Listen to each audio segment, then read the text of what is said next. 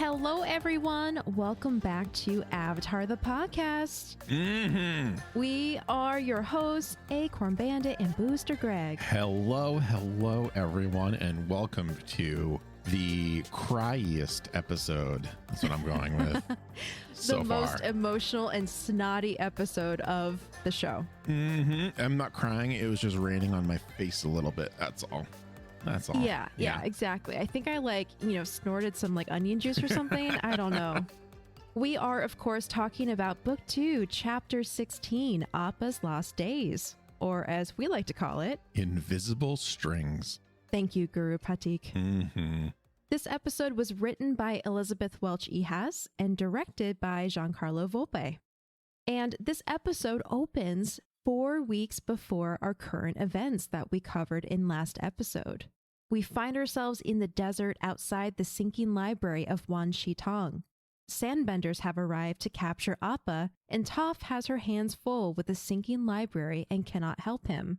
The Sandbenders throw bolas over Appa and around his limbs to keep him grounded. He fights back as best as he can, but there are just too many Sandbenders and too many ropes pulling him to the ground. The Sandbenders overtake him and he is dragged away. Hearing all of this happening, Toph says sadly, "I'm sorry, Appa," as she holds the library up. I hate this. I do too. I understand that they had to have this part in it because, it's like reminding us what happened and like showing us from Appa's perspective. But I just hate this scene so much. It's actually a really good example of amazing writing. Yes, I agree. Because they write characters that A, you hate, and B, you get super emotional about. Yeah. Like watching Appa, who up until this point has just been a given. Like he is always there. He's part of the team. He's always going to be there. He's Aang's best buddy. You separate him from the rest of the team and that in itself is an emotional ride. But then you add in like the cruelty and the stealing and wanting to sell Appa for a profit. Like those are all just so despicable. And so it makes you immediately bought into the story and what's going to happen next. For sure, yeah. I do want to point out in the scene where they're taking or trying to capture Appa, there's a moment where a few of them use that same ground move that Katara used in the Northern Water Tribe City. I noticed that, where they twist their feet and the sand goes up their legs and almost anchors them in place. Yeah. It was really cool to see that. The Sandbenders stop after they've taken Appa so they can ransack his saddle, and even though he's tied up, he still manages to destroy one of their sand sailors.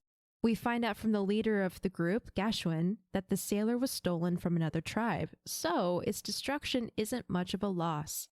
They don't find anything of worth in Appa's saddle and move on to sell Appa to another desert people group, the beetle-headed merchants. And that's the sailor that Toph stubs her toe on. Yeah, exactly. So it goes into this big sand dune, and it was cool to think, well, they're in a desert and the sands are constantly shifting. So it went into the side of a sand dune, and later it becomes the top of the sand dune because the team is walking across it in that later episode. The desert is just always shifting and always moving and rearranging. And I think the only constant was really the library at that point, and now that's not even true. And that's probably why Professor Zay got lost so much as well.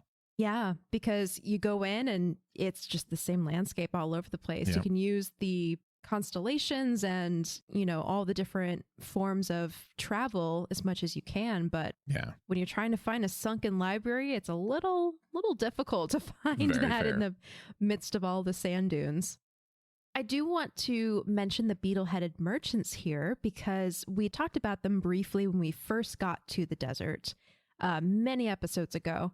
They are a group of merchants who are a desert-dwelling people, and they actually predate all the other tribes in the Siwang Desert. Legends suggest that their beetle-like headpieces date back to ancient times when their ancestors lived underground and survived the attacks of giant gelicorns by mimicking the appearance of the distasteful sour beetles, the only creatures on the desert floor not palatable to gelicorns. More mole people. More mole people. Yes. I really do love the desert dwelling people that they've written into this show. We've talked about the real world connections to the Sandbender tribes, but I think this is really cool. We only see the beetle-headed merchants, like twice in the whole series? Yeah, maybe, yeah. Sounds about right. I don't remember seeing them again, and yet they have this rich backstory, which, come to find out, we might see again in the comics, now that I'm thinking about it. But just, again, I appreciate the world building. Yeah, and speaking of world building or maybe continuity, when they're ransacking Appa's saddle, we see the umbrella that was from the Calm Man, is what I think we called him, back in the Fortune Teller episode. Yeah, the one they meet in the forest, dodging the platypus bear attacks. Yep. Oh, that's awesome. I love that. Yeah. They make a point to showcase it too, where they like open it up and it does a little like jingle or something. And I was like, yeah, that's right. Yeah. One of the Sandbenders opens it and is like, oh, umbrella. And Geshwen's like, what are you doing? Stop that.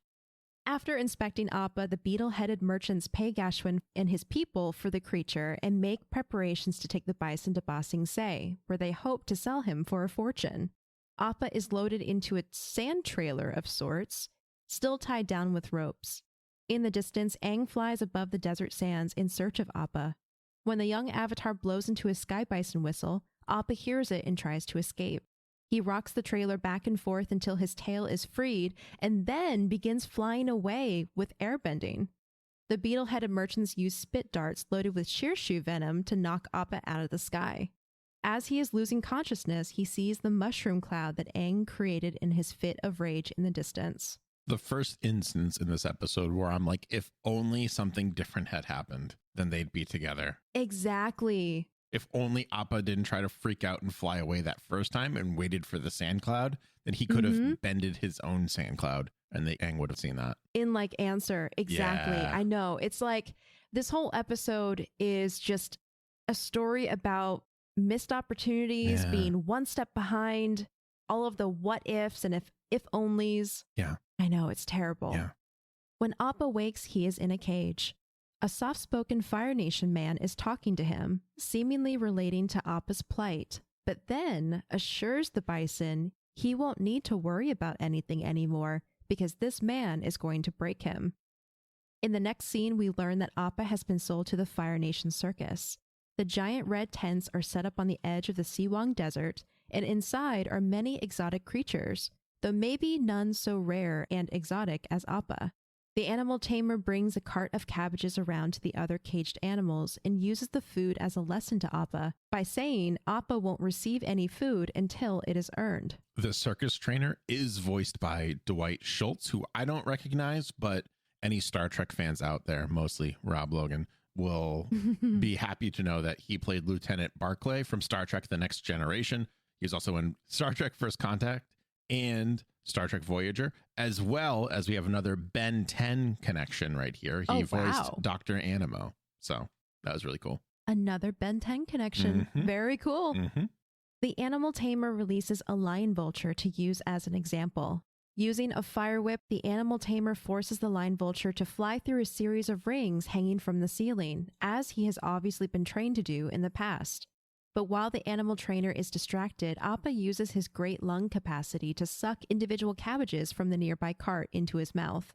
By the time the animal trainer turns around, Appa has eaten enough to burp in his face. I love that. He's like, you're not going to get this. I'm going to make you earn it. And Appa's like, no, that's mine.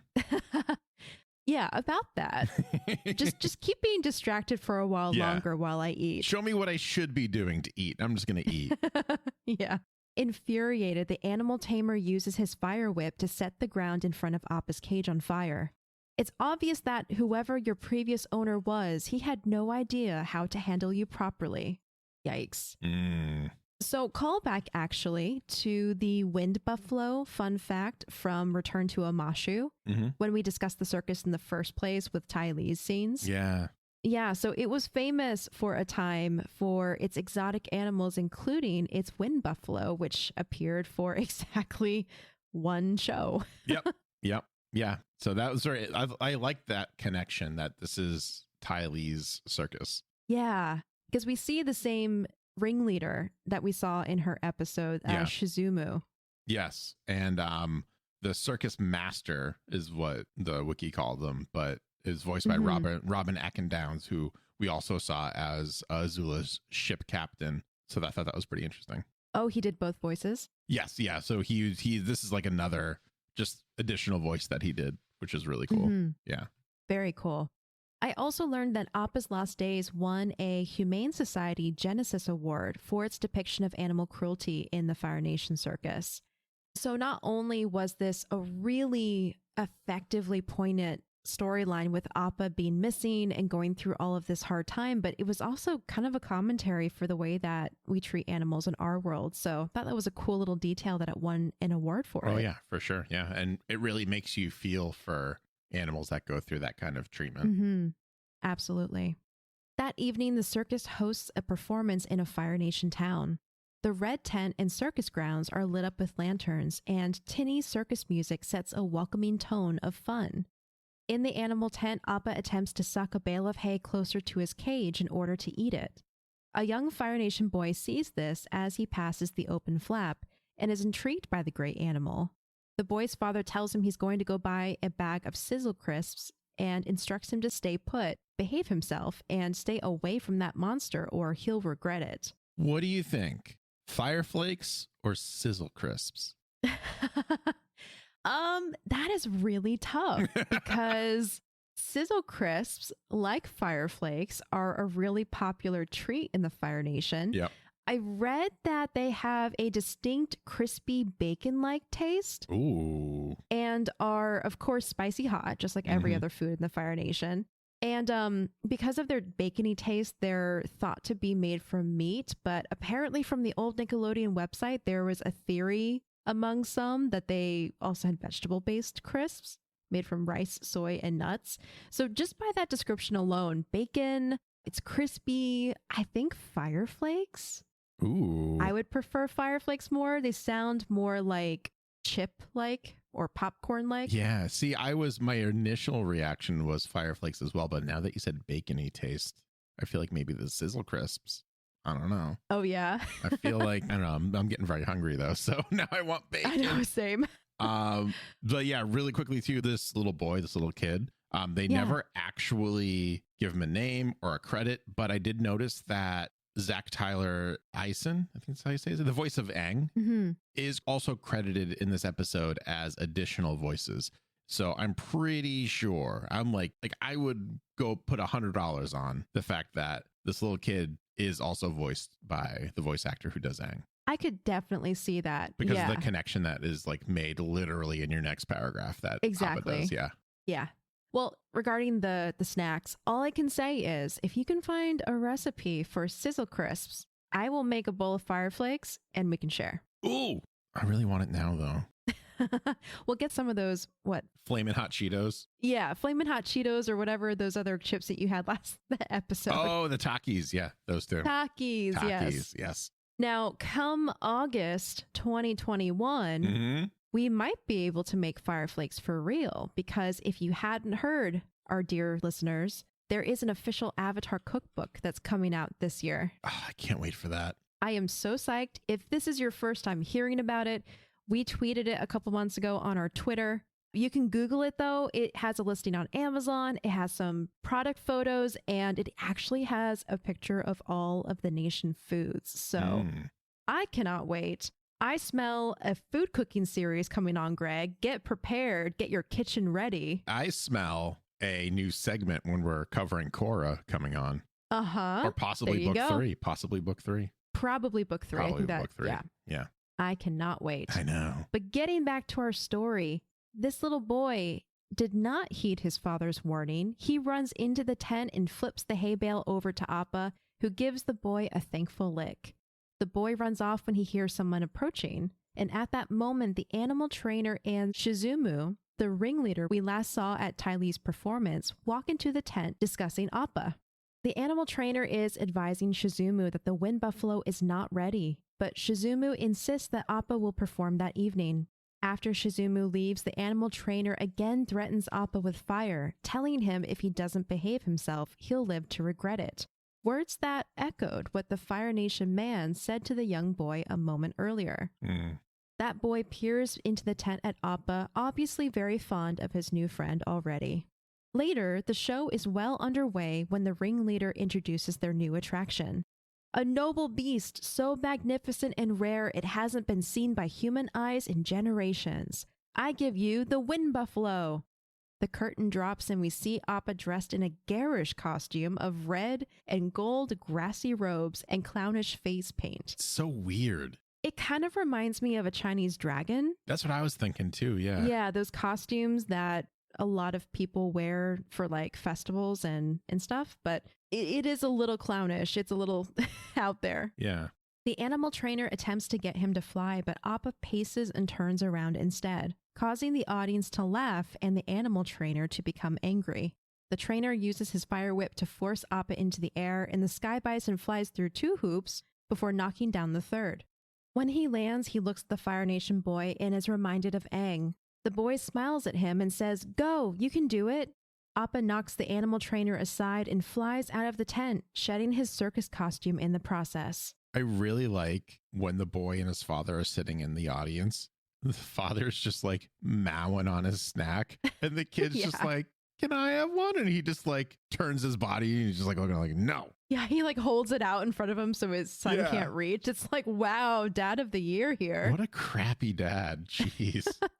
That actually made me sad to see when Appa escapes, because the boy has a similar relationship with his dad as we've seen, because his dad threatens him and is like, "Do what I tell you, otherwise you're going to get it." Yeah. And the boy encouraged Appa to fly away, but he's still stuck in his situation. Makes me sad. He can't find the strength, or he's too young, honestly. He's too young. Yeah, he can't get out of that. So he's living vicariously at that point through Appa and his ability to fly away. Yeah, encouraging someone in a similar situation. And the fact that Appa can fly away, which is what I would imagine, like he wishes he could just literally just fly and take off. Mm-hmm. So heartbreaking. I know.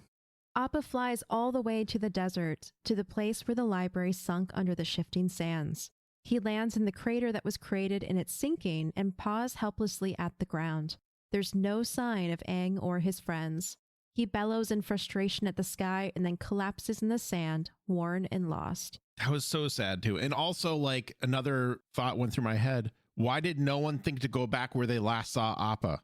I guess because they thought he was well and truly taken. Like, he wouldn't be able to get out of whatever situation. Also, it's the desert. Like, it's not the easiest just to go back and hang out and wait for a bison to appear. But they have like so many allies at this point. They can't put one on Appa duty. Just be like, here, go here. This is where like you need to be generally. Just wait here for a bit and just make sure they get supply. I don't know. I was just like so aggravated because for me, if something's lost, like you should always go back to the point where you lost it if you're like losing hope. Mm-hmm. But I don't know. To your point though, or at least even have a system like a telephone game where if anyone notices anything, they'll send the message along until it can get to Aang. Right. And only a couple characters actually notice Appa later, or like 3, I guess, specifically. But like, I was just so aggravated when he goes back to the library. And as far as Appa knows, they're all down there. That I think is why he was pawing at the sand. Yeah. He's trying to dig them out. Which is heartbreaking. I know. I just want to know, I told you this, Acorn, but I want to let everyone know that I was holding my dog Rusty throughout this entire episode. My other dog Pippin didn't want to be near me while she doesn't watch cartoons with me. If you follow my Twitter, you'll probably see every once in a while I throw like little pictures of Rusty like sitting with me watching an Avatar episode. But I was just like, "Oh, buddy, come here." I know. I definitely smushed my dog Dakota after this episode. And she was like, "What, Mom? Get off me." What are you doing? Over the next few days, Appa continues to fly through the desert in search of his friends, stopping for food wherever he can find it, though his efforts end up fruitless. An egg he found sitting in an unguarded nest was stolen out from under him by a gelicorn, and a cactus that was being inspected by a jackalope turned out to be too thorny for a snack. And here's the gelicorn that was mentioned earlier with the beetle-headed merchants. The gelicorn is a small poisonous lizard-like creature that scavenges the Siwang Desert looking for food. Long before Aang's time, gelicorns were equipped with a whimsical but deadly unicorn horn. In more modern times, it walks on its back leg like a basilisk lizard or a mongoose lizard. And it's known to be the nanny goats of the desert, basically the goats that will eat pretty much anything. Ooh. The only thing they don't eat, and this again relates to the beetle-headed merchants, is the sour beetle. Part of its namesake is the Gila monster in our world. But unlike its real-world counterpart, the Gila corn is somewhat smaller and faster. Also, the jackalope. I thought that was really interesting because the jackalope, if anyone is not aware, it's a mythological animal in our world, and it's a hybrid animal because it's this cross between a hare and like, I don't know, a deer or something, whatever has horns. Antelope, yeah. Yeah, thank you. Antelope, obviously, because of its name. Jackalope, jackrabbit, and antelope. Thanks, Greg. You're welcome. But I just think it's cool because it's your easy hybrid animal that already exists, right? So it's like a nice little nod to the jackalope, which is actually a legendary creature of North American folklore. Growing more tired and frustrated, Appa keeps flying. His nose eventually leads him to a great rock with a series of cave openings in its top.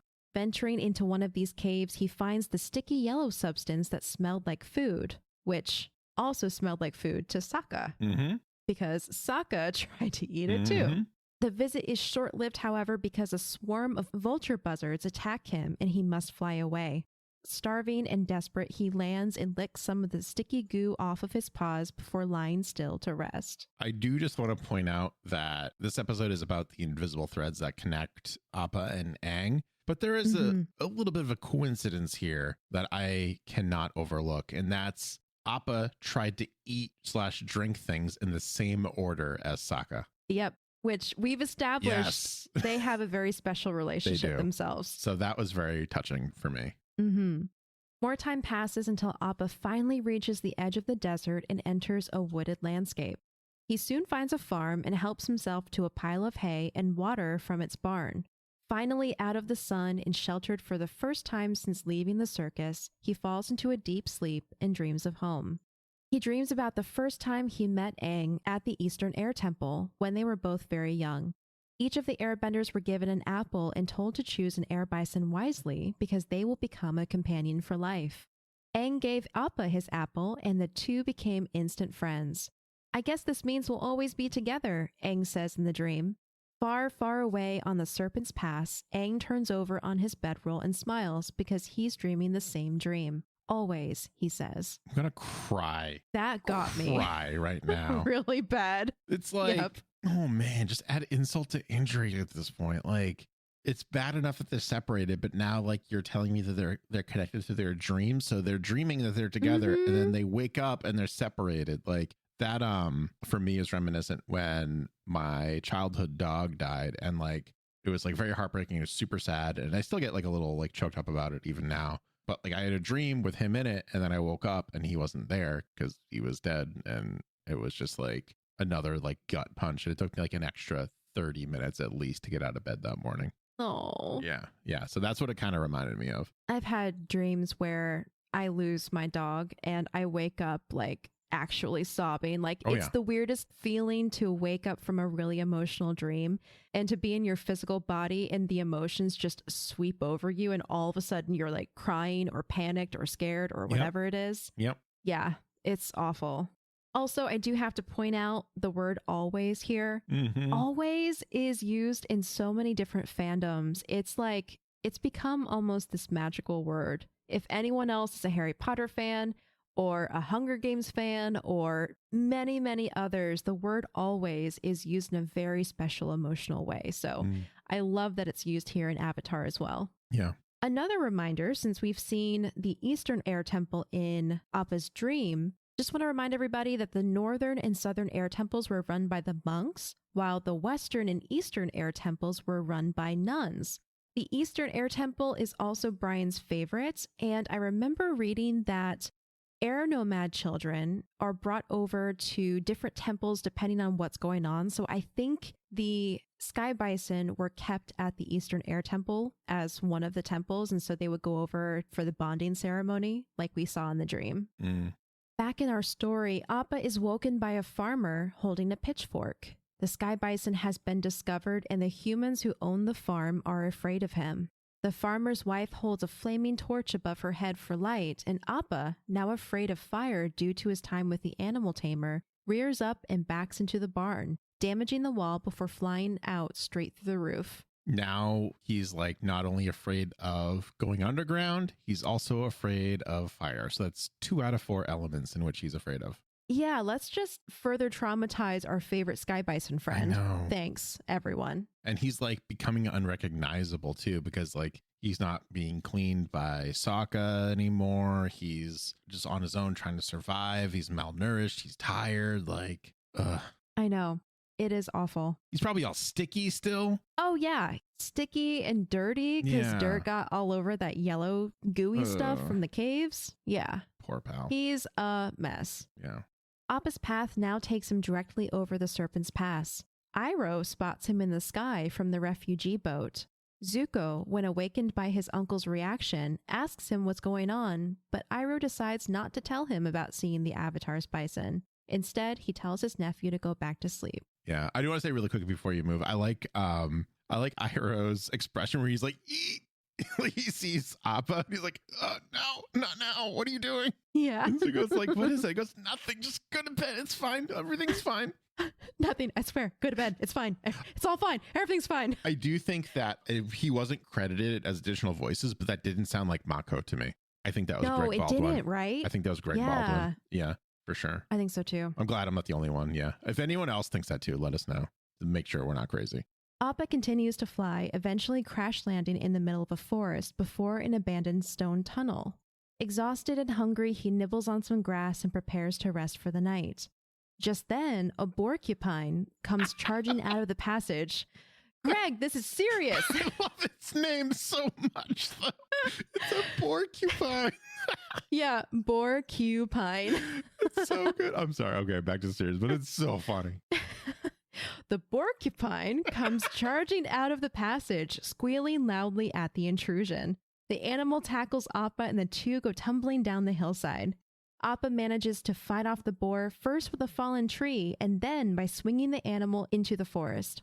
With the porcupine gone, he claims the ruin as his own, but he is badly hurt, dirty, and worn. Yeah, he's just like, those things sticking out of him. He got stuck with so many quills. I know. And he takes one out and he screams almost like he in pain. Oh, no. He sleeps in the tunnel for days, not having the energy or heart to travel anymore. He's thankfully found by Suki, still stuck with quills from the porcupine and matted with dirt. She leaves him some food and comes back later with the other Kyoshi warriors to help clean him up. Appa is distrustful at first, but eventually grateful for the help and kindness. Just as they're finishing up, and Appa, by the way, looks like a totally new bison. He's squeaky clean, happy. He's basically like wagging his tail. He's just so happy to feel better. As they're finishing up, however, Azula, May, and Ty Lee arrive on their mongoose lizards, still pursuing the Avatar. The Kyoshi warriors defend Appa, but Azula and her friends are far more formidable opponents than they had faced before, and soon have the upper hand against the warriors. Appa turns back to help, but Suki grabs a burning branch and uses it to scare him off, insisting that he go find Aang. Still frightened by the fire, Appa flies off while Suki turns and engages Azula in combat. They also use this effect here that they used in the City of Wallen Secrets, where Zuko and Jet were fighting and it almost like freeze frames. Yeah. They're launching into battle and then it freezes and kind of goes like sepia colored. They use the same technique here. Interesting choice to use it here, though, because like I feel like they didn't need to. I agree. With that last episode, it was understandable because they're like, all right, we're cutting this short. That's it. But this one is like, our focus isn't on that fight. So it's only natural that we would go with Appa when he takes off. Mm-hmm. Also, Azula being like, I found you twice using the same method. Like, how has my brother not caught you yet? That's hilarious. That made me laugh. Appa flies towards the only place that feels right to him, the Eastern Air Temple, home. Along the way, he passes over a group of Water Tribe ships, and Katara's and Sokka's father, Hakoda, sees him. When Appa arrives, he wanders the temple and remembers his early days when he used to play with his siblings as a calf. He eventually stumbles upon an old man who, at first, appears to be a monk, possibly even Aang. Appa happily tackles him and licks his face, only to find out that the man he was so excited to see is not an air nomad, but a guru. He backs away and growls. The man introduces himself as Guru Patik and tells Appa that he understands he is not the person Appa expected.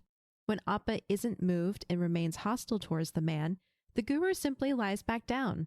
Throughout that day and night, whenever the man would open his eyes or lift his head to check on Appa, Appa would growl, and each time, the man would simply lie back down. I love Guru Patik. I do too. He's one of my favorites. There's nothing to dislike about this man. He's also voiced by Brian George, who has been in like Seinfeld, the movie Keeping the Faith, Batman Beyond, Superman the Animated Series, Justice League, Kim Possible, and Big Bang Theory. Oh, wow. Yeah, I always think he's in like other things that like really pop out as a prominent role, but I think he's just one of those actors that I've just seen in so many things and heard in so many things that I just look at him I'm like, oh yeah, it's that guy. That's so cool. Yeah. Yeah, I love Guru Patik. I mean, even just his immediate respect for this other living being and being like, okay, you don't like me? That's fine. I'll just lie here. I can wait. Yeah, his patience is just like ridiculous. Like he just like exists. He looks over, sees Appa still growling. He's like, all right, fine. I can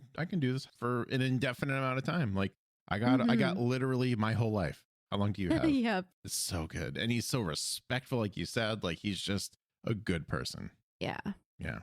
Finally, after night has settled and Appa has fallen asleep, the guru hops up and approaches Appa to read his energy. It becomes readily apparent that Appa has been through a lot in a very short time, and yet he is still filled with love underneath all the fear that has moved in where his trust should be. The guru murmurs to himself and to the sleeping bison that he once had a vision many years ago that he would help the Avatar, and so he came to this temple in order to find Aang. He leaves Appa to rest, placing his hand on the bison's forehead and telling him to let the clouds in his mind become gentle, peaceful ones. The next morning, Appa wakes up to find fruit lying on the ground in front of him. The fruit forms a small trail, and after following it through the temple, he finds Guru Patik sitting on a stone platform surrounded by small forest animals. The guru greets Appa and teases him a little bit about having bedhead. And he does. He does, and he like shakes his head like, oh, don't look at it. After the guru's patience and kindness, Appa doesn't have a reason to distrust him anymore. He remains close the rest of the day and finally lies next to him that evening. This is when the guru asks if he can attach a message he wrote to Aang to Appa's horn. You and the Avatar's energies are mixed. You have an unbreakable bond. By reading your energy, I can sense where Aang is. Upon hearing this, Appa licks Guru Patik in excitement.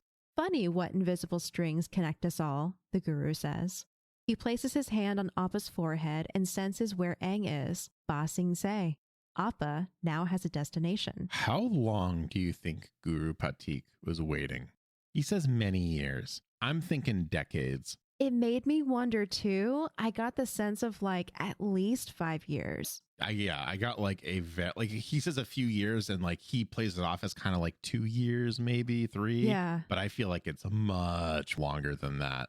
I don't know, like his beard kind of like, I have no reason to believe that he didn't have that beard before, but like that for me is an indication of how long he's been there and like how skinny he is. Like he's very like interesting character design because he's very thin, but he's very muscular and toned as well. Mm-hmm. So, which is, if we look at real world examples, holy men or very spiritual men in India, like gurus or people like that, they tend to have that body shape because a lot of their time is spent in meditation, in yoga practice, study. They're very focused on enlightenment. And I'm paraphrasing here. I haven't studied this, but they tend to live a very simple lifestyle where it's not so much filled with belongings and material possessions, and they kind of eat what they need to survive and focus on other things. So I think it's a very like iconic design. Yeah, but he's just a great character, and like he introduces this interesting, or not introduces, but he reinforces this idea that we had from the swamp. Because I don't know, for me, I think we even said it during that write-up where I think it was like we said something like, oh, he uses his avatar powers and just like finds Appa and Momo. Right. But it's not. It's he's tapping into that invisible thread that Guru Patik has really given a name for this concept in here. It's not an avatar specific power. It is a spiritual power. And what I found even more interesting is how many other characters are tied with this invisible thread to Aang and the crew. Like Zuko definitely is. Zuko this whole time has been, since he's kind of given up chasing the Avatar, his adventure, his story, his journey has been parallel to Aang's in terms of geographical location. He is in the same city as the Avatar right now and doesn't even know it. Like, it's wild. It is wild. And taking it to a real world example, we are all connected with invisible bonds too, through our relationships with each other, our extended relationships. We impact and influence each other's lives every day. Yeah, for sure. Appa flies through the night and arrives in Ba Sing Se when the city is sleeping. Almost immediately, he hears what he thinks is Aang's bison whistle. He follows the sound to a dark alley, but finds not Aang, but Long Feng instead. The leader of the Dai Li holds a similar whistle, and it's the one that Appa was hearing the whole time. Yeah, what really kills me is it cuts to Aang's bison whistle, which is lying on the ground next to his sleeping form, and it's like, no, it's a trap. Before the bison can respond, the earthbender flips the street over, swallowing them both underground. He's so evil. There was something like super eerie and creepy about that. Like, okay, first of all, they knew he was coming. The Dai Li agents were like, here we go. The Dai Li agents have people on the watch for Appa, but not Team Avatar. Like, what the heck? So the Dai Li see him coming, alert Long Feng, who has been waiting for this. He has a whistle ready to go and lays the trap.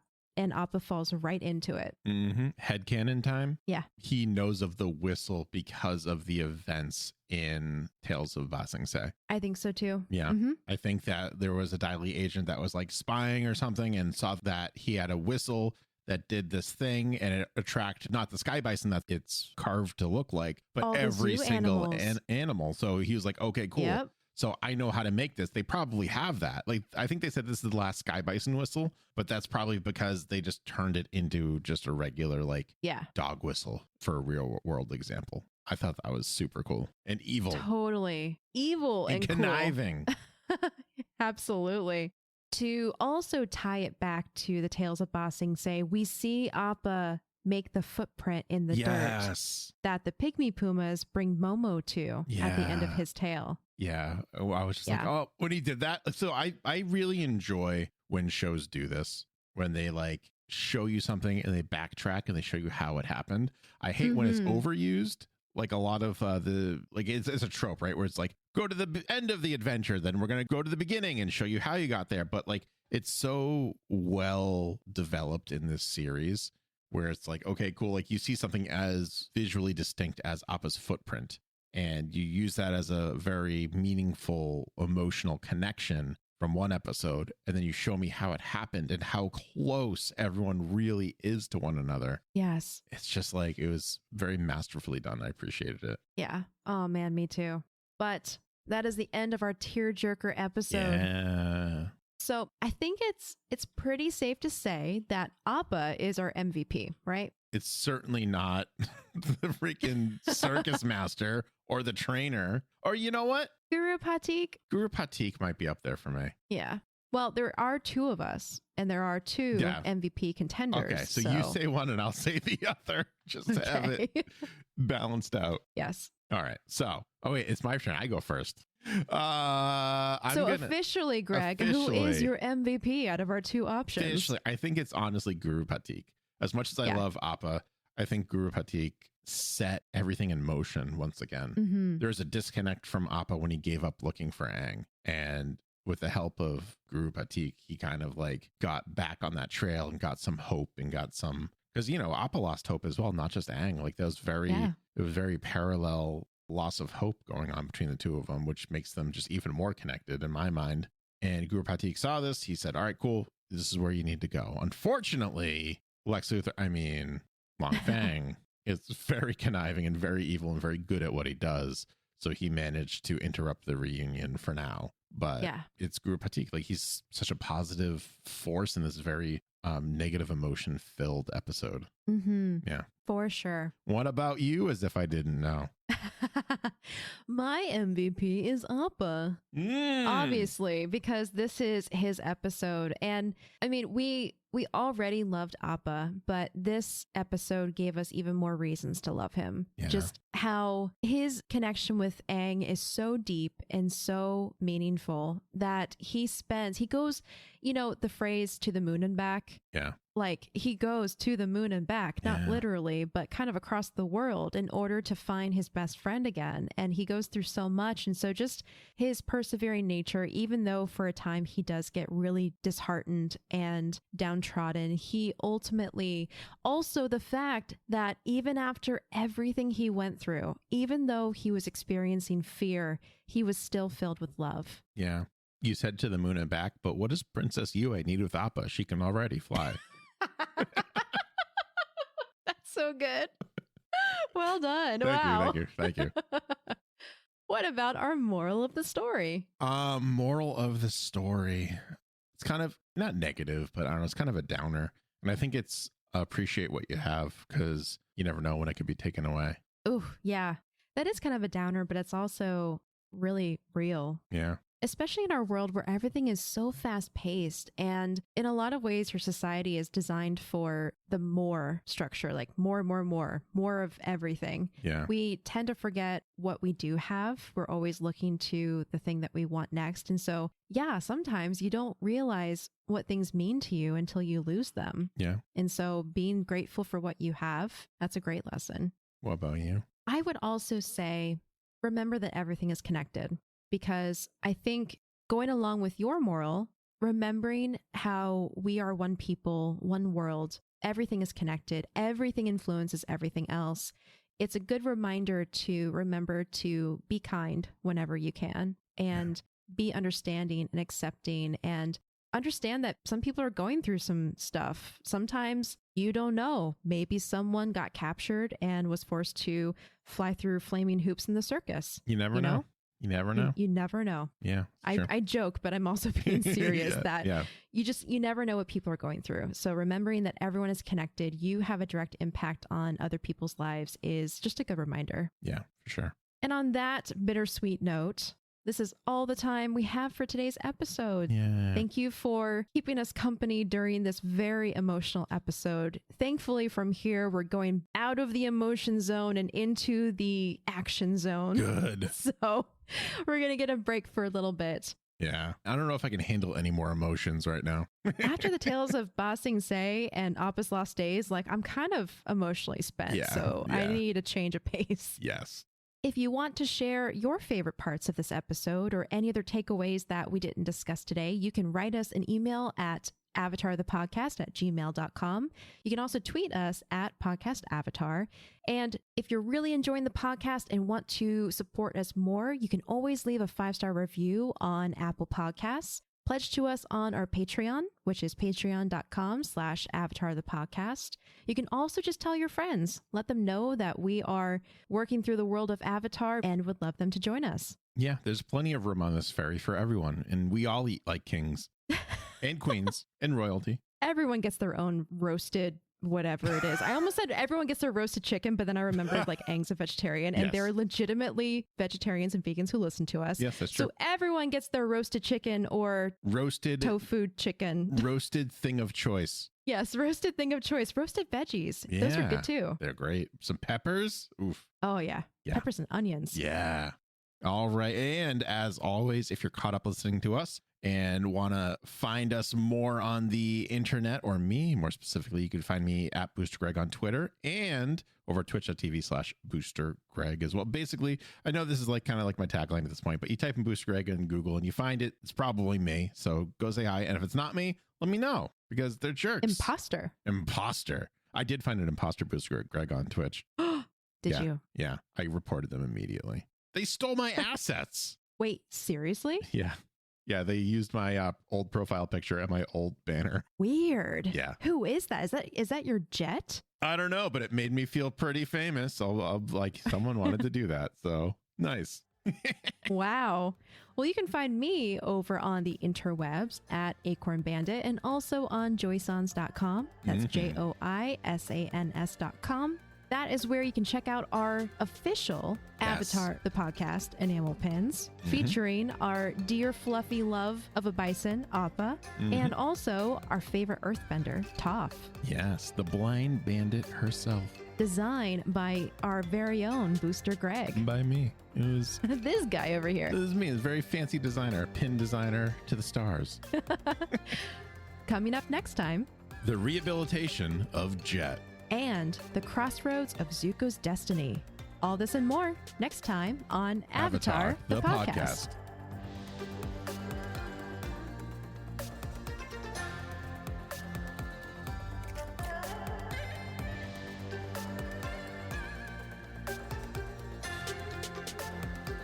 Avatar, the podcast, is a proud part of the Geek Generation Network. Remember to check out all of our other podcasts at thegeekgeneration.com.